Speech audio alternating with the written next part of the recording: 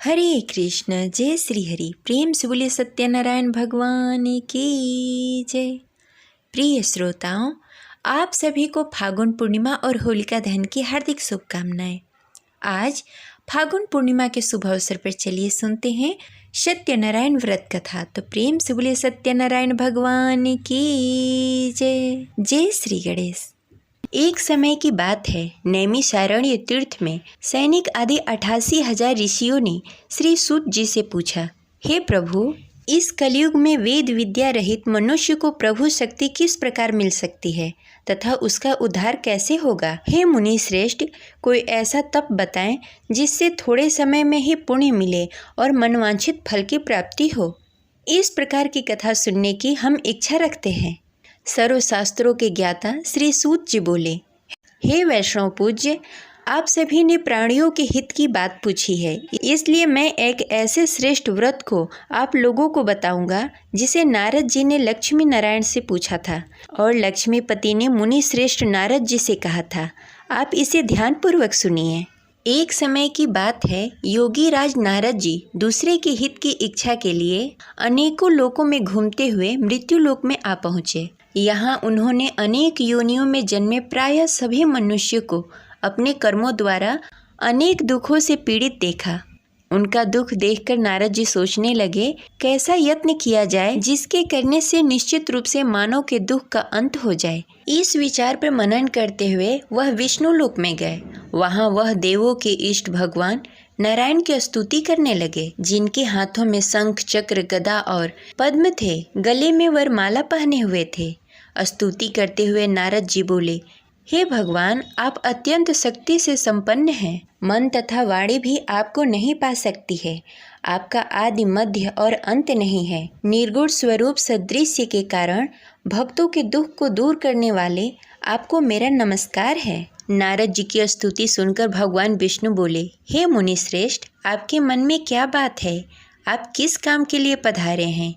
उसे निसंकोच कहिए। इस पर नारद जी बोले, हे प्रभु, मृत्यु लोक में अनेक योनियों में जन्मे मनुष्य अपने कर्मों द्वारा अनेक दुखों से दुखी हो रहे हैं। हे नाथ, आप मुझ पर दया रखते हैं, तो आप बताइए कि वो मनुष्य थोड़े प्रयास से अपने दुखों से कैसे छुटकारा पा सकते हैं। श्री हरि बोले, हे नारद, मनुष्यों की भलाई के लिए तुमने बहुत अच्छी बात पूछी है। जिसके करने से मनुष्य मोह से छूट जाता है, वह बात मैं तुमसे कहता हूँ, उसे सुनो। स्वर्गलोक और मृत्युलोक दोनों में एक दुर्लभ उत्तम व्रत है जो पुण्य देने वाला है। आज प्रेमवश होकर मैं तुमसे कहता हूँ, ध्यानपूर्वक सुनो। श्री सत्यनारायण भगवान का यह व्रत अच्छी तरह विधि विधान पूर्वक करने से मनुष्य तुरंत ही यहाँ सुख भोग कर मरने पर मोक्ष पाता है। श्री हरि की वचन सुनकर नारद जी बोले कि उस व्रत का क्या फल है और उसका विधान क्या है? यह व्रत किसने किया था? इस व्रत को किस दिन करना चाहिए? सभी कुछ विस्तार पूर्वक बताइए। नारद जी की बात सुनकर श्री हरि बोले, दुख व शोक को दूर करने वाला यह व्रत सभी स्थानों पर विजय दिलाने वाला है। मानव को भक्ति और श्रद्धा के साथ शाम को श्री सत्यनारायण की पूजा धर्मपरायण होकर ब्राह्मणों और बंधुओं के साथ करनी चाहिए। भक्ति भाव से ही नैवेद्य, केले का फल, घी, दूध, गेहूं का आटा, गेहूं के स्थान पर साठी का आटा, शक्कर और गुड़ लेकर सभी भक्षण योग्य पदार्थों को मिलाकर भगवान का भोग बनाएं। ब्राह्मणों सहित बंधु बांधवों को भी भोजन कराएं। इसके बाद स्वयं भोजन करें। भजन कीर्तन के साथ भगवान के भक्ति में लीन हो जाएं।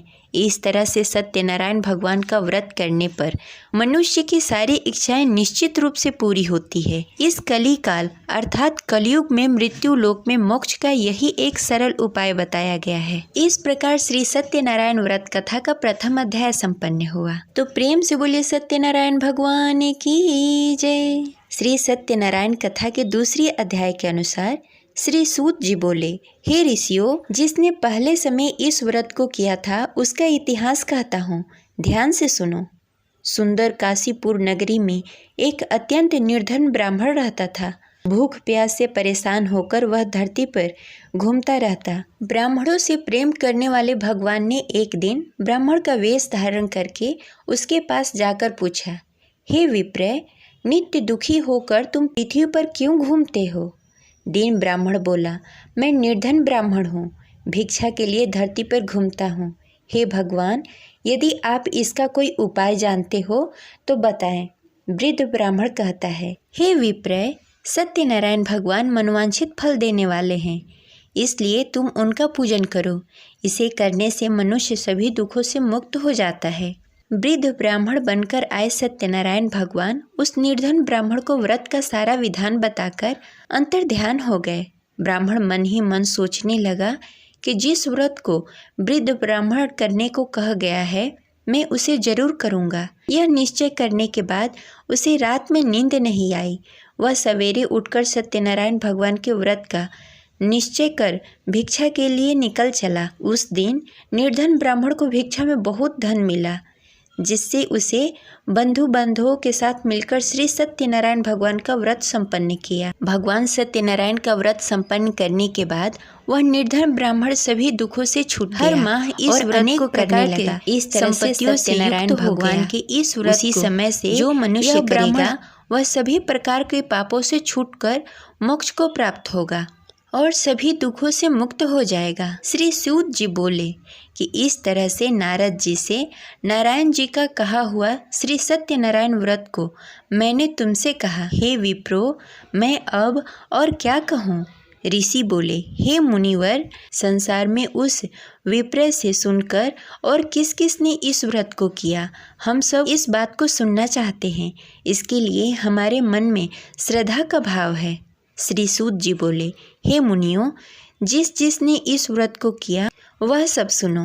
एक समय वही विप्र धन और ऐश्वर्य के अनुसार अपने बंधु बांधवों के साथ इस व्रत को करने को तैयार हुआ। उसी समय एक लकड़ी बेचने वाला बूढ़ा आदमी आया और लकड़ियां बाहर रखकर अंदर ब्राह्मण के घर में आ गया। प्यास से दुखी वह लकड़हारा उसको व्रत करते देख विप्र को नमस्कार कर पूछने लगा कि आप यह क्या कर रहे हैं तथा इसे करने से क्या फल मिलेगा, कृपया करके मुझे बताइए।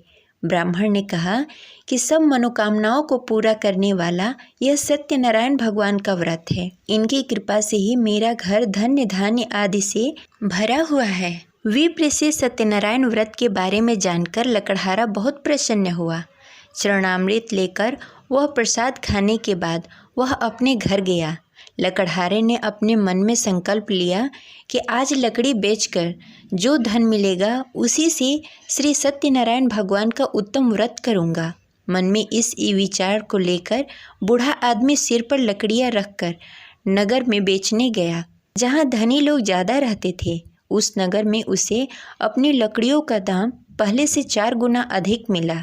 बूढ़ा व्यक्ति प्रसन्नता के साथ दान लेकर केले, शक्कर, घी, दूध, दही और गेहूं का आटा लेकर श्री सत्यनारायण भगवान के व्रत की अन्य सामग्री लेकर अपने घर को गया। वहां उसने अपने बंधु बांधवों को बुलाकर विधि विधान से श्री सत्यनारायण भगवान का पूजन और व्रत किया। इस व्रत के प्रभाव से वह बूढ़ा लकड़हारा धन, पुत्र आदि से युक्त होकर संसार के समस्त सुख भोगकर अंतकाल में बैकुंठ धाम को चला गया। इस प्रकार श्री सत्यनारायण कथा के दूसरी अध्याय संपन्न हुई। तो प्रेम से बोले श्री सत्यनारायण भगवान की जय। सत्यनारायण व्रत कथा के तीसरे अध्याय के अनुसार श्री सूत जी बोले, हे मुनि श्रेष्ठो, अब आगे की कथा कहता हूँ। पहले समय में उल्कामुख नामक एक बुद्धिमान राजा था। वह सत्यवक्ता और जितेंद्रिय था। प्रतिदिन देव स्थान पर जाकर और निर्धनों को धन देकर उसके कष्ट दूर करता था। उसकी पत्नी कमल के समान मुख वाली तथा सती सावित्री थी। भद्रशिला नदी के तट पर दोनों ने श्री सत्यनारायण भगवान का व्रत किया। उसी समय साधु नाम का एक वैश्य आया। उसके पास व्यापार करने के लिए बहुत सारा धन भी था। राजा को व्रत करते देखकर वह विनय के साथ पूछने लगा, हे राजन, भक्ति भाव से पूर्ण होकर आप यह क्या कर रहे हैं? मैं सुनने के लिए इच्छुक हूँ, आप मुझे बताइए। राजा बोला, हे साधु, अपने बंधु बांधवों के साथ पुत्रादि आदि प्राप्ति के लिए यह महाशक्तिशाली श्री सत्यनारायण भगवान का व्रत और पूजन कर रहा हूँ। राजा के वचन सुनकर साधु आदर के साथ बोला, हे राजन, मुझे इस व्रत का सारा विधान कहिए। आपके कथानुसार मैं भी इस व्रत को करूँगा। मेरी भी संतान नहीं है और इस व्रत को करने से निश्चित रूप से मुझे संतान की प्राप्ति होगी। राजा से सारा व्रत का विधान सुनकर व्यापार से निवृत्त होकर वह अपने घर गया। साधु वैश्य ने अपने पत्नी को संतान देने वाला इस व्रत का वर्णन कहकर सुनाया और कहा कि जब मेरी संतान होगी तब मैं इस व्रत को करूँगा। साधु ने इस तरह से वचन कर अपनी पत्नी लीलावती से कही। एक दिन लीलावती पति के साथ आनंदित हो संसारिक धर्म में पवित्र होकर श्री सत्यनारायण भगवान की कृपा से गर्भवती हुई। 10वें महीने में उसके गर्भ से एक सुंदर कन्या ने जन्म लिया। दिनों दिन वह ऐसे बढ़ने लगी जैसे शुक्ल पक्ष का चंद्रमा बढ़ता है। माता पिता ने अपनी कन्या का नाम कलावती रखा। एक दिन लीलावती ने मीठे शब्दों में अपने पति को याद दिलाया कि उसने सत्यनारायण भगवान के जिस व्रत को करने का संकल्प लिया था उसे करने का समय आ गया है। आप इस व्रत को करिए। साधु बोला कि हे प्रिय, इस व्रत को मैं उसके विवाह पर करूँगा। इस प्रकार अपनी पत्नी को आश्वासन देकर वह नगर को चला गया। कलावती पिता के घर में रहकर दिनों दिन बड़ी होने लगी। साधु ने एक बार अपनी कन्या को अपने नगर की सखियों के साथ खेलते हुए देखा तो तुरंत ही दूत को बुलाया और कहा कि मेरी कन्या योग वर देखकर आओ। साधु की बात सुनकर दूत कंचन वन में पहुंचा। वहां अच्छी तरह से देख सुनकर लड़की के सुयोग वाड़िक पुत्र को ले आया। सुयोग लड़के को देखकर साधु ने बंधु बांधवों को बुलाकर अपनी पुत्री का विवाह कर दिया। लेकिन दुर्भाग्य की बात यह है कि साधु ने अभी भी श्री सत्यनारायण भगवान का व्रत नहीं किया।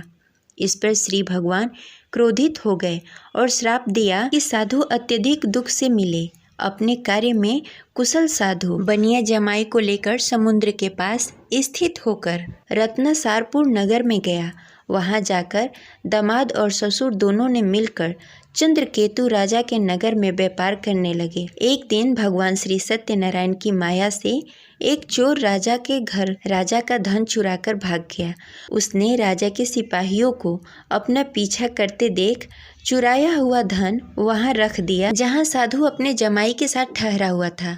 राजा के सिपाहियों ने साधु वैश्य के पास राजा का धन पड़ा देखा तो वह ससुर और जमाई दोनों को बांधकर प्रसन्नता से राजा के पास ले गए और कहा कि उन दोनों चोरों को हम पकड़ लाए हैं, आप आगे की कार्रवाई की आज्ञा दीजिए। राजा की आज्ञा से उन दोनों को कठिन कारावास में डाल दिया गया और उसका सारा धन भी उससे छीन लिया गया। श्री सत्यनारायण भगवान के श्राप से साधु की पत्नी भी बहुत दुखी हुई। घर में भी धन सारा खत्म हो गया। उसे चोर चुरा ले गए। शारीरिक तथा मानसिक पीड़ा और भूख प्यास से अति दुखी होकर अन्न की चिंता में कलावती एक ब्राह्मण के घर गई। वहां उसने श्री सत्यनारायण भगवान का व्रत होते हुए देखा। फिर कथा भी सुनी। वह प्रसाद ग्रहण कर रात को घर वापस आई। माँ ने कलावती से पूछा कि हे पुत्री, अब तक तुम कहाँ थी? तेरे मन में क्या है? कलावती ने अपनी माँ से कहा कि हे माँ, मैंने एक ब्राह्मण के घर श्री सत्यनारायण भगवान का व्रत देखा। कन्या के वचन सुनकर लीलावती भगवान के पूजन की तैयारी करने लगी। लीलावती ने परिवार और बंधुओं सहित श्री सत्यनारायण भगवान का पूजन किया और उससे वर मांगा कि मेरे पति और जमाई शीघ्र घर आ जाएं।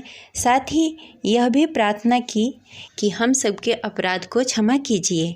श्री सत्यनारायण भगवान इस व्रत से संतुष्ट हो गए और राजा चंद्रकेतु के सपने में दर्शन देकर कहा कि हे राजन, तुम उन दोनों वैश्यों को छोड़ दो और तुमने जो उसका धन लिया है उसे वापस कर दो।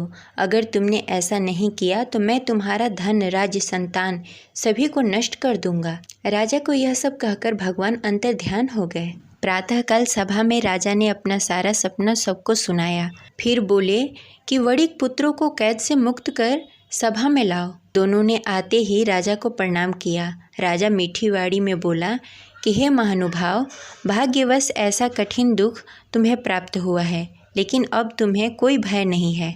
ऐसा कहकर राजा ने उन दोनों को नए वस्त्र आभूषण भी पहनाए और जितना धन उनका लिया था उसे दुगना धन वापस कर दिया। दोनों वैश्य अपने घर को चले गए। इस प्रकार सत्यनारायण व्रत कथा की तीसरी अध्याय संपन्न हुई। तो प्रेम से बोलिए भगवान सत्यनारायण की जय। सत्यनारायण कथा के चौथे अध्याय के अनुसार सूत जी बोले, वैश्य ने मंगलाचार कर अपनी यात्रा प्रारंभ की और अपने घर की ओर चल पड़ा। उसके थोड़ी दूर जाने के बाद एक दंडी वेशधारी श्री सत्यनारायण ने उससे पूछा, हे साधु, तेरे नाव में क्या है? अभिवाड़िक वड़िक हंसता हुआ बोला, हे दंडी, आप क्यों पूछते हैं? क्या धन लेने की इच्छा है? मेरे नाव में तो बेल और पत्ते भरे हुए हैं। वैश्य के कठोर वचन सुनकर भगवान बोले, तुम्हारा वचन सत्य हो। दंडी ऐसे वचन कह वहाँ से दूर चले गए। कुछ दूर जाकर समुद्र के किनारे बैठ गए। दंडी के जाने के बाद साधु वैश्य ने नित्य क्रिया के पश्चात नाव को ऊंची उठते देखकर अचंभा माना और नाव में बेल पत्ते आदि देखकर मूर्छित होकर जमीन पर गिर पड़ा। मूर्छा खुलने पर वह अत्यंत शोक में डूब गया। तब उसका दामाद बोला कि आप शोक न मनाएं, यह दंडी का श्राप है, इसलिए हमें उसके शरण में जाना चाहिए, तभी हमारी मनोकामना पूरी होगी। दामाद की बात सुनकर वह दंडी के पास पहुंचा और अत्यंत भक्ति भाव से नमस्कार करके बोला, मैंने आपसे जो असत्य वचन कहे थे उसके लिए मुझे क्षमा कर दें। ऐसा कहकर महान शोकातुल्य होकर रोने लगा। तब दंडी भगवान बोले, हे वड़िक पुत्र, मेरी आज्ञा से बार बार तुम्हें दुख प्राप्त हुआ है, तुम मेरी पूजा से विमुख हुआ। साधु बोला, हे भगवान, आपकी माया से ब्रह्मा आदि देवता भी अपने रूप को नहीं जानते, तब मैं अज्ञानी कैसे जान सकता हूँ? आप प्रसन्न होइए। अब मैं समर्थ के अनुसार आपकी पूजा करूँगा। मेरी रक्षा करो और पहले के समान नौका में धन भर दें।